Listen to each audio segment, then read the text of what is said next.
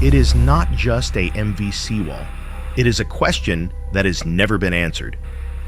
How could a floating fortress weighing over 6,800 tons, advertised as the safest journey to the paradise of Jeju, collapse just miles from shore in waters as calm as a mirror? Why did a system designed to defy ocean storms surrender to a simple, sharp turn and unsecured cargo? And more importantly, why did 304 passengers, mostly students in the prime of their lives, become the first victims of the very confidence they trusted? But that is only the surface.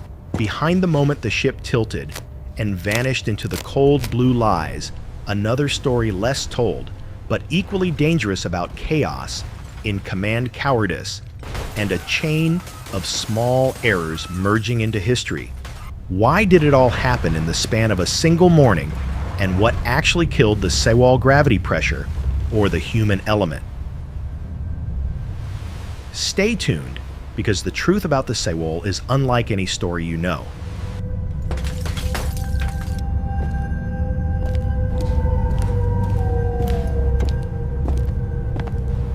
To understand the tragedy, you must first understand the seduction. Before the Sewol became a tomb, it was a miracle. The story begins not with a scream, but with a clearing mist. On the evening of April 15, 2014, the Incheon port was shrouded in a thick, stubborn fog. Visibility was less than 1 kilometer. For hours, the massive ferry sat idle, a sleeping giant tethered to the dock. The departure was delayed, then delayed again. It felt like a warning, a hand pressing against the hull, urging it to stay.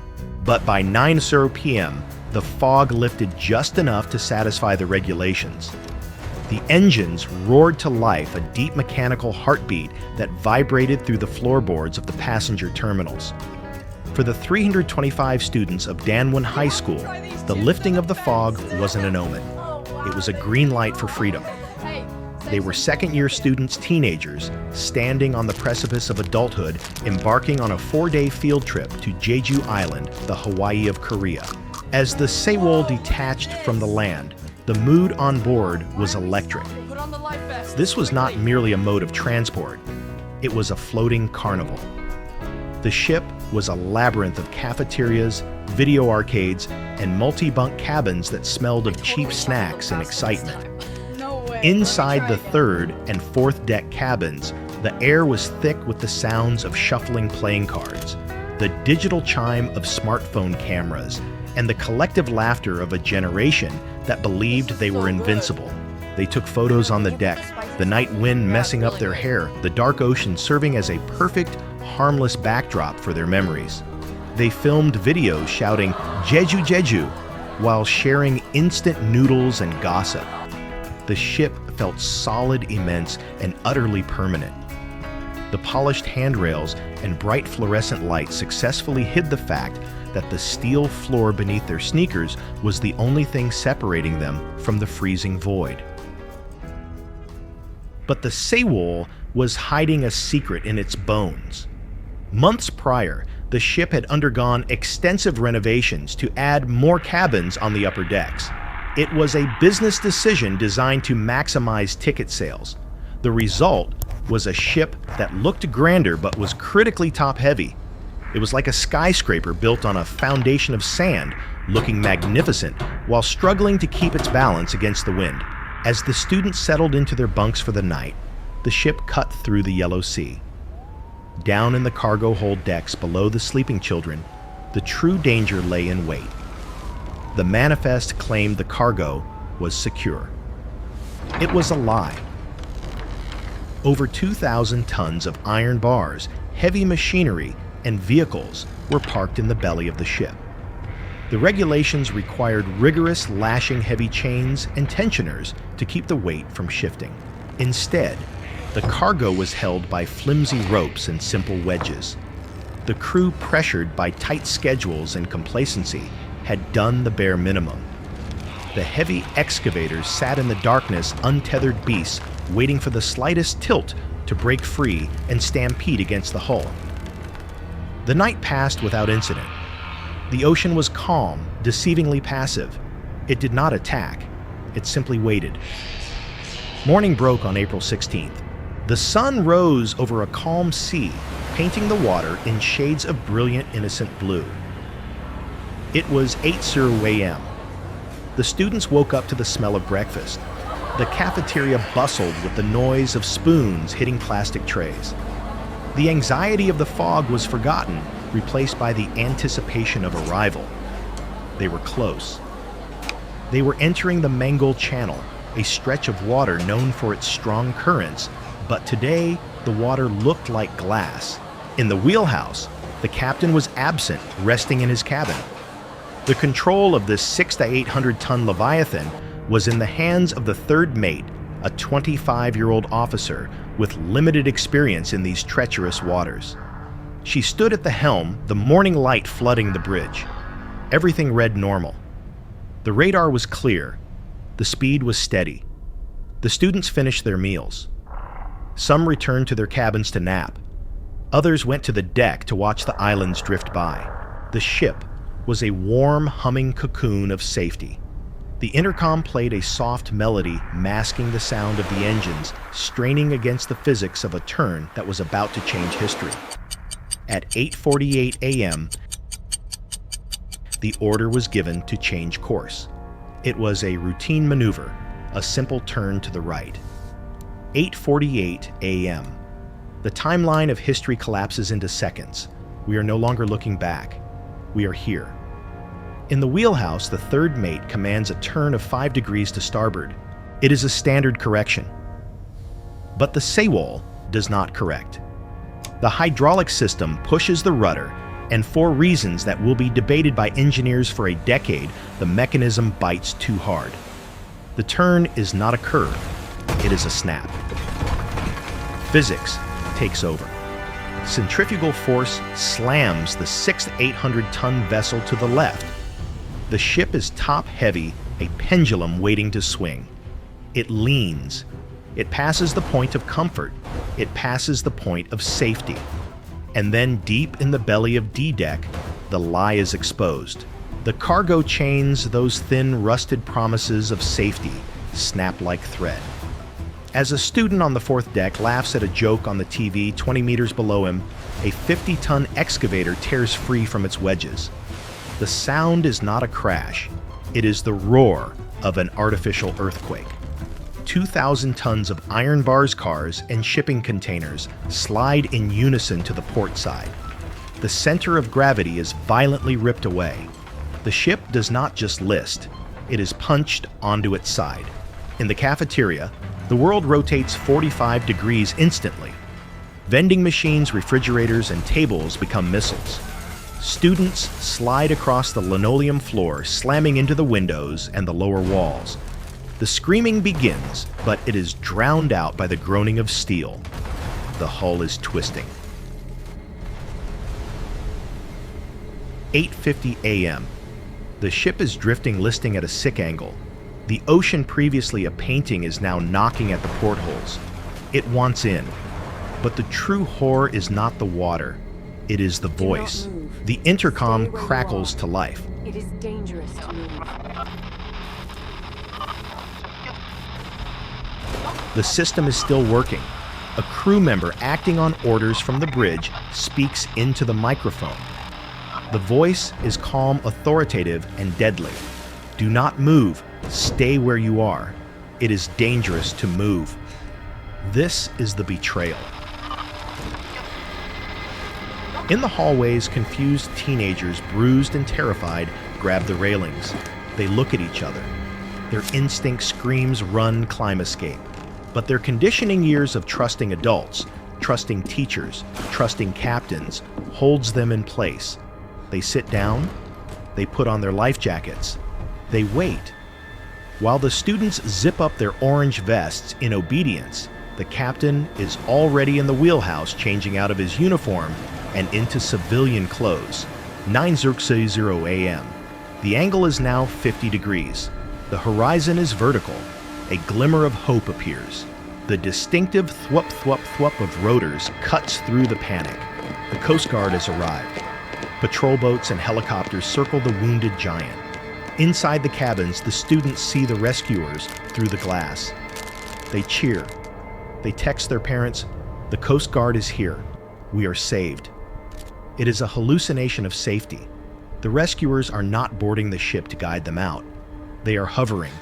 They are calling out to the people on the open decks, the crew. The captain, now indistinguishable from a passenger, scrambles onto the first rescue boat.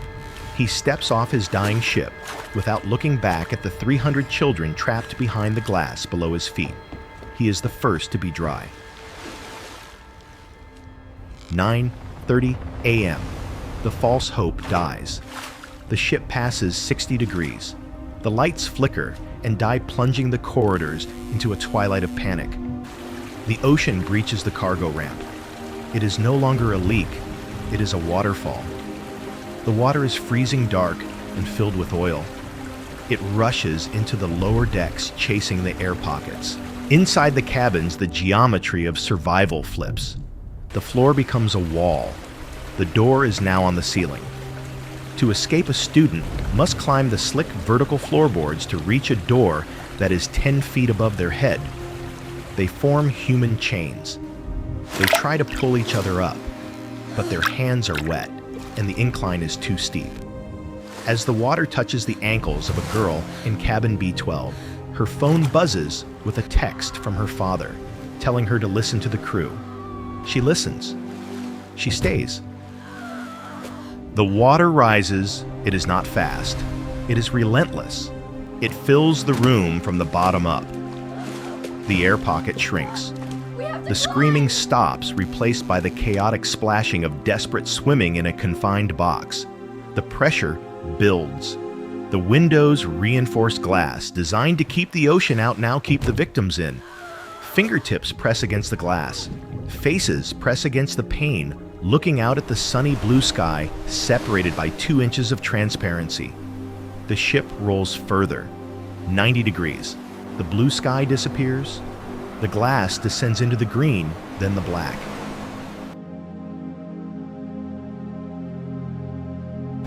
The silence returns. The Sewol exposes its underbelly to the sun, a capsized whale, before beginning its slow final drag to the bottom. The ocean closed over the stern of the Sewol at 11:18 a.m. The violence of the crash evaporated, instantly replaced by the terrifying flat indifference of the sea. On the surface, fuel oil created a rainbow sheen, the only tombstone for the 304 souls trapped 40 meters below. For the families screaming on the docks of Jindo Harbor, the waiting began. But for the men who entered the water next, the war had just started. This was the phase of the resurrection, not of the living, but of the truth. The task fell to a brotherhood of civilian divers, industrial workers accustomed to welding pipes in muddy rivers, not retrieving children from a mass grave. They were the first to interface with the machine after its death, the Mengol Channel. The site of the disaster was not a swimming pool. It was a hostile environment that seemed designed to hide secrets. The currents were ferocious, ripping at the air hoses that tethered the divers to the surface. The visibility was zero. They did not see the wreck. They felt it. Descending into the black water, they navigated by touch, hand over hand along guidelines tied to the ship's railing. The pressure squeezed their chests. The cold bit through their dry suits. When they reached the hull, they found a steel labyrinth turned on its side. Corridors had become shafts. Doors were trapdoors. Inside the wreck, the silence was heavy, broken only by the rhythmic hiss of their regulators. The divers moved through the suspended debris, backpacks, pillows, snack wrappers floating in the dark like ghost fish. Then they found them. The divers reported finding students not scattered, but clustered. They were huddled in groups arms linked, wearing their life jackets, obeying the order to stay put until the very end. The divers had to separate them one by one in the pitch black, an act of intimacy and horror that would haunt many of these men to their own graves. Deep in a third-class cabin, a diver's flashlight caught the glint of a wristwatch on a pale arm, its second hand still ticking, measuring time for a heart that had already stopped. The recovery mission dragged on for months, but the ship itself, the massive rusted corpse, remained on the seabed for 3 years. It wasn't until March 2017 that the true resurrection took place. The engineering scale required to raise the seawall was biblical. It required 2 massive jack-up barges the size of city blocks and a web of 66 steel cables. The goal was to lift the 600 to 800-ton ferry from the mud without breaking it to bring the crime scene back into the air. It was a slow, agonizing heave. Hydraulic winches groaned under the weight of waterlogged steel and accumulated silt. Slowly, inch by inch, the Sewol broke the surface. It did not look like the white gleaming ferry that had left Incheon. It rose from the water like a rusted beast, corroded and brown, covered in barnacles and mud. The blue stripe was gone, eaten by the salt. The windows where the students had pressed their faces were smashed or dark. As the water drained from the hull, it poured out in cascades, weeping 3 years of salt water back into the ocean. When the ship was finally placed on the dry dock at Mokpo, it was no longer a vessel. It was an autopsy table. Investigators walked the tilted decks, now dry, but smelling of rotten oil. They found the scratches on the walls where passengers had tried to climb as the ship tilted. They found the devastating evidence of the sharp turn. The rudder still angled the stabilizers deployed. And in the mud, pumped out from the cargo holds, they found the microscopic debris of lives interrupted. A single sneaker, a crushed glasses case, a student's ID card, the plastic scratched, but the smile still visible. A cracked smartphone was recovered from the silt, its battery dead for 1,000 days, holding unread messages from a mother asking, "Are you okay?" The resurrection of the ship did not bring the children back, but it brought the steel carcass into the light, stripping away the ocean's cover. It stood on the dock, a rusted monument to a system that failed, a physical proof that while nature is cruel, it is human incompetence that is truly lethal. Today, the wreck of the Sewol sits in a dry dock in Mokpo, a rusted skeleton bleaching under the sun. It no longer resembles a ship. Stripped of its paint, its machinery, and its dignity, it looks like the carcass of a great beast that crawled onto land to die.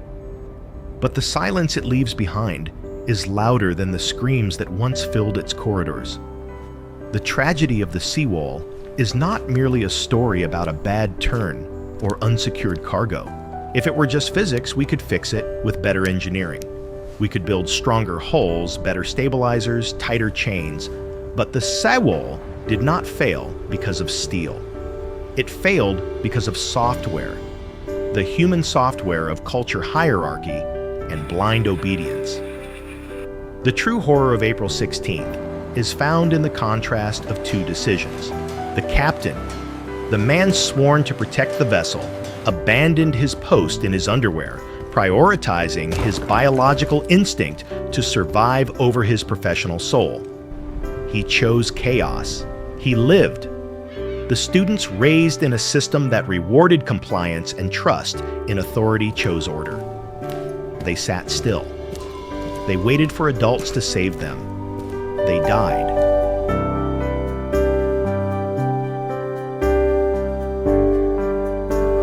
This creates a terrifying echo that resonates far beyond the coast of Korea. It asks a question that makes every passenger on every plane, train, and ferry uncomfortable. When the alarm sounds, who do you trust? Do you trust the voice on the intercom, the uniform, the official procedure? Or do you trust the tilt of the floor and the water at your feet? The aftermath of the Sewol changed a nation. It toppled a presidency. It sent a captain to prison for life. It turned the yellow ribbon into a sacred symbol of grief that can be seen on backpacks and lapels across the world, a silent promise to never forget. But symbols do not stop physics. The ocean does not care about our laws, our grief, or our apologies. It is the ultimate predator, patient and vast. It waits for us to make a mistake, to cut a corner on a budget, to skip a safety check, to secure a heavy load with a fraying rope. The Sewol serves as a brutal, rusting monument to a simple truth. Safety is not a guarantee provided by a ticket. It is a fragile pact between the passenger and the crew, held together by competence. When that competence dissolves, all that is left is the cold reality of nature. On the fence surrounding the dry dock, thousands of yellow ribbons flutter in the wind, a sea of bright fabric, trying to warm the cold iron of the dead ship. So the next time you step onto a vessel and feel the engine hum beneath your feet, remember the Sewol. Remember the cost of the golden dream. And remember that in the face of disaster, sometimes the most dangerous thing you can do is sit still and wait for permission to survive. History is not just dates and numbers. It is the collective memory of our species. Thank you for taking the time to remember these events with us. If you have a story or an event you believe deserves to be told, leave it in the comments. We are listening.